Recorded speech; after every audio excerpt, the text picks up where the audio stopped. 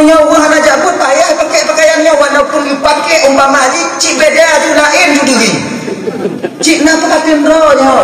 Maka kena jangan malu dengan pakaian kalian. Mun pakaiannya padi rame urung temu inom sebab pakaian.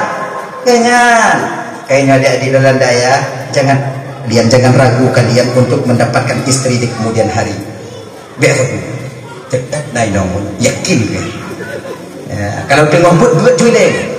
Buat tiga, we are tiga. Buat tiga, we are tiga. Buat tiga, nyo tiga. Buat tiga, nyo tiga.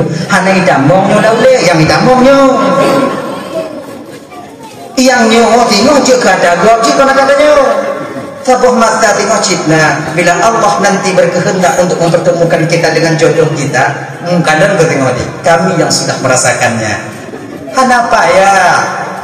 Dek tapi kita nyonya jino menghai tak mu jino ilmu temu dah mugawin kadang mu mandong le juta le tu si manyam jino ki bancara nyo le pluh manyam kali le tu sirtu 5 juta ya Allah ya Karim. Jangan putus semangat kalian. Kalau Allah berkehendak mestiនឹងhanape tetap bertemu ino hanape got you. Satu pun tengok kadang kakak ino ibu-ibu ino yang kalau nawaknya mau tengku nikah dengan anak kakak. Itanya bet tak perere ya, juga tahu. Tapi kalon ji. Yang nombor satu, yang nombor 2 kak. Akhirnya yang nombor 1. Jadi danyo kakak kak. Nya sebetulnya kurang lo pegang.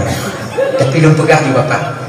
Tanyo sunnah dapat daba anik tanyonya. Ya bukan ayatnya. Kita sunnah dapat daba anik tanyonya dapat pengawin kan tunggu. Tapi kan dong ditunggu le.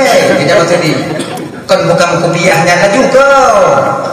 Kalau yang kira-kira yakin jauh masjid, majelis taklim apa materinya, cara berbicaranya itu lemah lembut, akhlaknya itu ada. Apa dapat? Engkau kali mengkawin tunggu golo maci. Menanik maci dong ji anak peng maci kon hangkut dia mana peng mekawin dong teh ngangkut peng anak mekawin dong teh ngangkut jilamet mekawin teh kon ngangkut mekawin teh kon mekawin kuteh maci tapi jilamet mekawin dong teh dong teh maci menyotung kuteh mekawin maci juk jilamet mekawin walu maci. Ya kan yang ada lagi ngana suci muka lukut dah. Tanya gagah ditantang tanya popeng lah. Gagah. Padahal muka lukut. Mak tuan saya kalau